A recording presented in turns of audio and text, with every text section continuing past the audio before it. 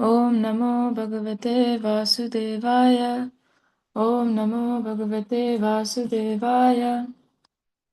Narayanam Namaskritya Naram Chaiva Narottamam Devim Saraswatim Vyasam Tato Jayamudiraye Shanavatam Svakata Krishna Punya Shavana Kirtana Hridayantasto hi Bhadrani Vidunoti Srihatsatam Nashtaprayeshu Bhadreshu Nityam Bhagavata Sevaya Bhagavati Uttama Shloke Bhaktir Bhavati Naishtaki. So today we'll be reading from Srimad Bhagavatam, Canto 4, Chapter 24, verses 53 and 54. Etadrupamanudhyayam atmasuddhim abhipsatam yad bhakti yogo bhad yada swadharmam anushtatam. Translation and purport by Srila Prabhupada, Srila Prabhupada Gita. My dear Lord, those who desire to purify their existence must always engage in meditation upon your lotus feet. As described above, those who are serious about executing their occupational duties and who want freedom from fear must take to this process of Bhakti Yoga. Purport. It is said that the transcendental name, form, pastimes, and entourage of the Lord cannot be appreciated by the blunt material senses. Therefore, one has to engage himself in devotional service so that the senses may be purified and one can see the Supreme Personality of Godhead. Here, however, it is indicated that those who are constantly engaged in meditating on the lotus feet of the Lord are certainly purified of the material contamination of the senses and are thus able to see the Supreme Lord face to face. The word meditation is very popular in this age amongst the common people, but they do not know what the actual meaning of meditation, they do not know the actual meaning of meditation.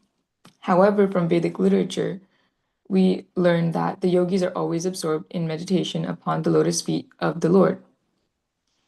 Dhyana vastita tadgatena manasa pashyanti yam yogina. This is the real business of the yogis, to think of the lotus feet of the Lord.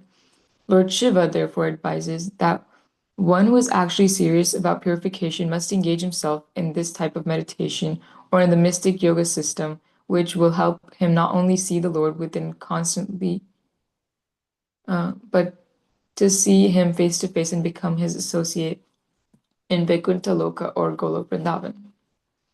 The word Swadharmam indicates that the system of Varnashrama, which indicates the occupational duties of the Brahmana, Kshatriya, Vaishya, and Shudra, and which is the perfect institution for humanity, must be supported by Bhakti Yoga if one at all wants security in life.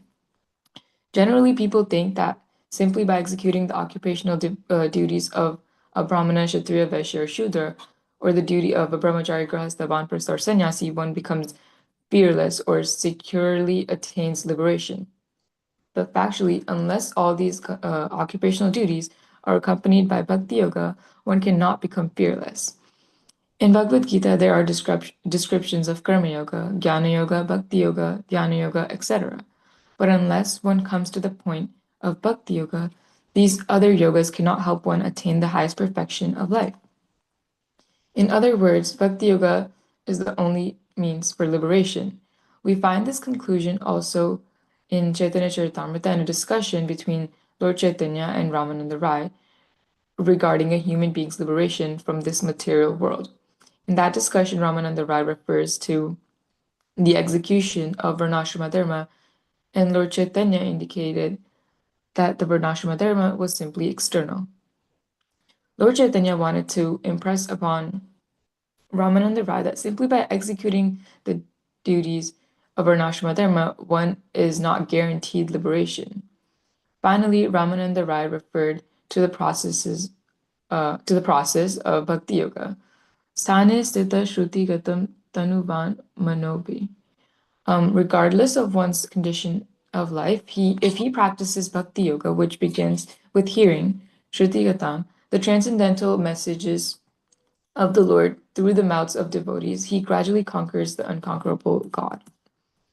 God is known to be unconquerable, but one who submissively hears the word of a self-realized soul conquers the unconquerable.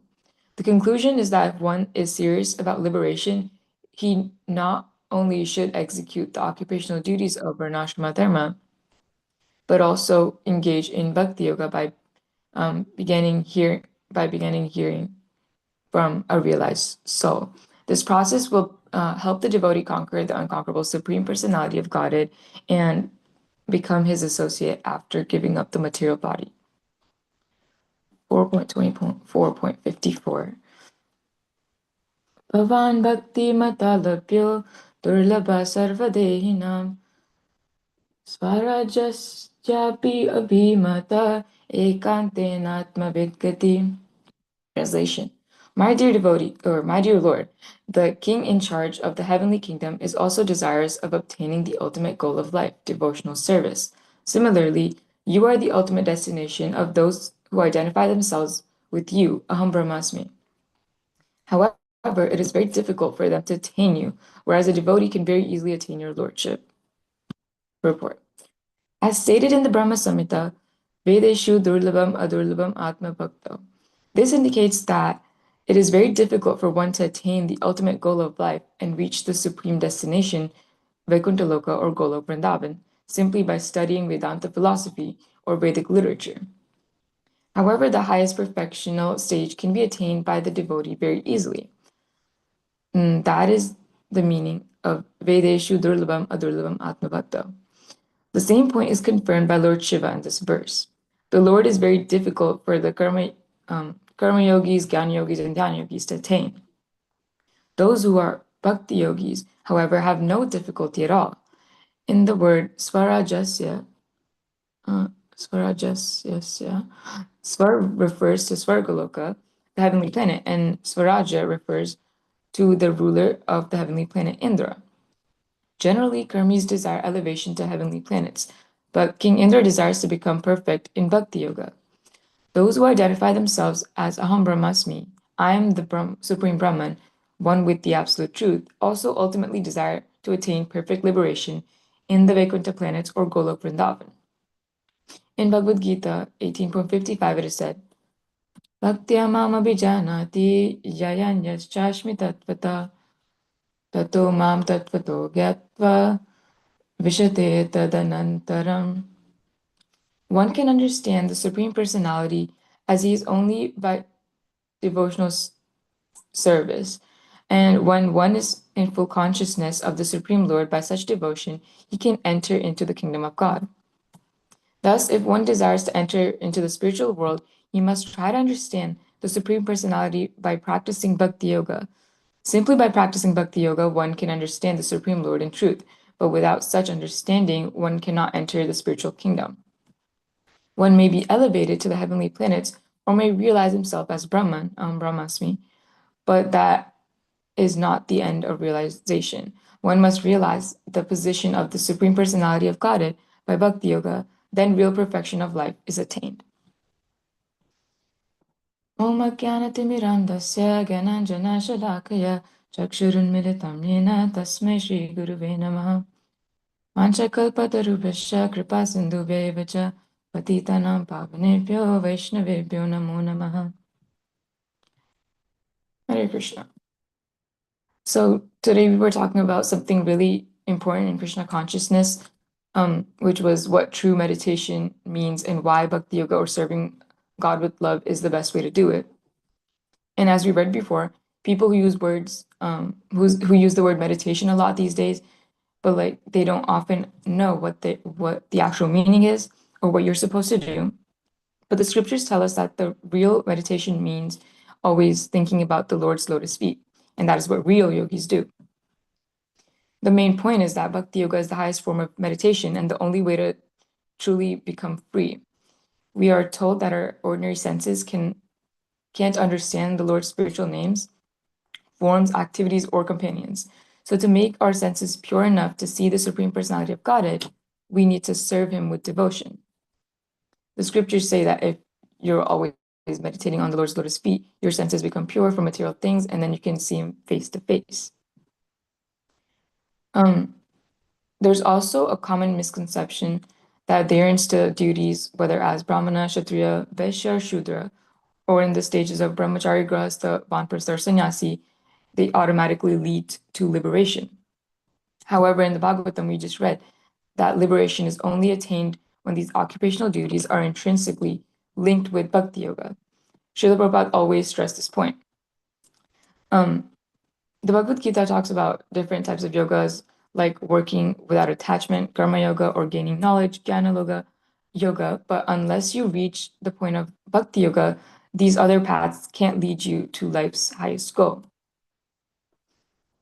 And in short, bhakti yoga is the only way to liberation. And we also read about the Chaitanya Charitamrita a little bit in the discussion between Chaitanya Mahaprabhu and Ramananda Rai, where Chaitanya Mahaprabhu wanted to tell Ramananda Rai that by executing Varnashrama Dharma, you're not guaranteed liberation. And then finally, Ramananda Rai referred to the process of Bhakti Yoga. So regardless of one's condition of life, if he practices Bhakti Yoga, which begins with hearing the transcendental message of the Lord through the mouths of devotees, he gradually conquers the unconquerable God with his devotion. Bhakti Yoga isn't, the process isn't about going to a secluded mountain to meditate and escape the world. Instead, it's about putting Krishna consciousness into practice in your daily life.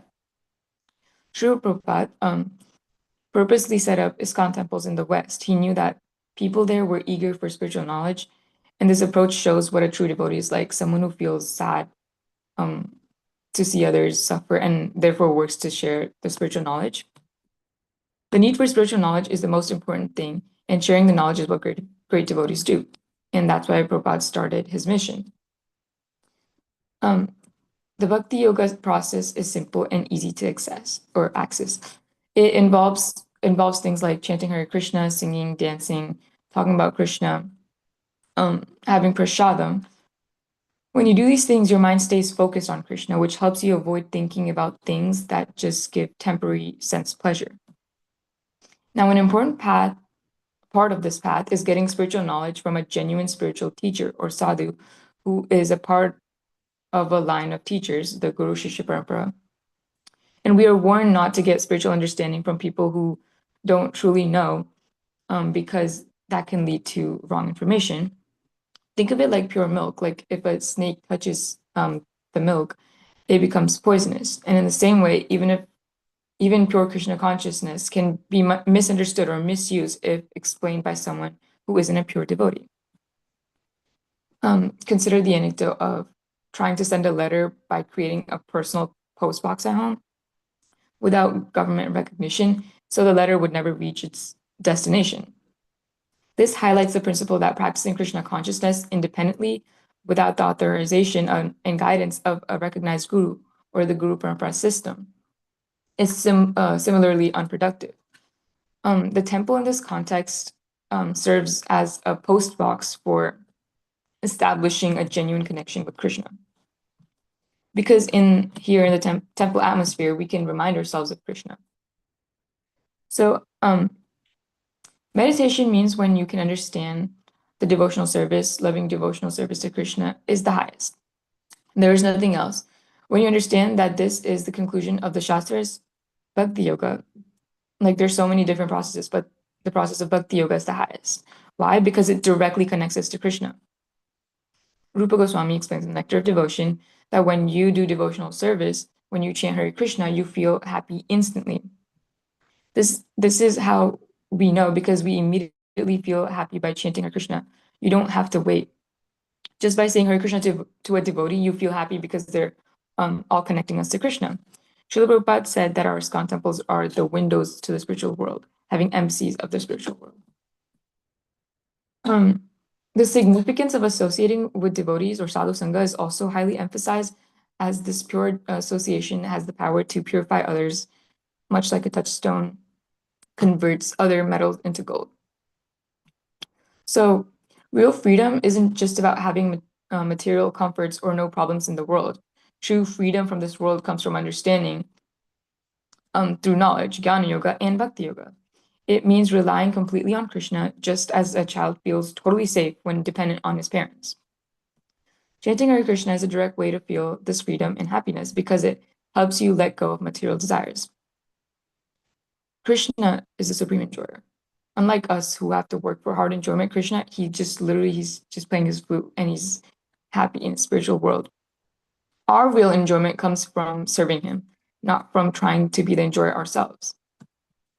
And you could also think of the example of like us, like we're trying to carry a big bag of rocks, which represent our material desires, while trying to swim across this ocean of the material world to get to the spiritual world. But the desires weigh us down and stop us from finding true happiness. So real happiness is when we get rid of those material desires and when we just want to serve Krishna. We all know material pleasures are temporary and don't really satisfy us. In contrast, the deep happiness felt by people singing and engaging in devotional service at the temple is true satisfaction that comes from serving Krishna. Oh, there's a story which kind of proves that like simply meditating is not the solution and you have to get into bhakti yoga. There's a story I was hearing in a lecture about a sannyasi who did a regression, and in like a regression they can tell your past life, and they said that he was a yogi in the Himalaya. He was like a perfect yogi, but he still had to come down because it was not perfect enough for him to go back to Godhead, and he still had to be a devotee of Krishna. So he took birth in New York and joined Srila Prabhupada in his next life. So, we still have the chance to become Krishna consciousness, all the opportunity, but again, we still need to connect ourselves through a person who knows.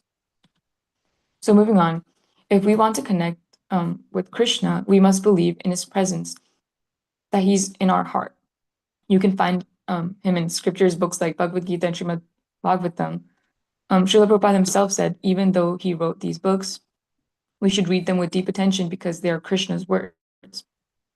And the overall message of these scriptures is to like always remember Krishna, never forget Krishna, and like being constantly absorbed in the lotus feet of the Lord, allowing the senses to be purified, which means we can then go back to the spiritual world and gain true happiness by serving the Lord. Yeah. Hare Krishna. Hare Krishna, thank you.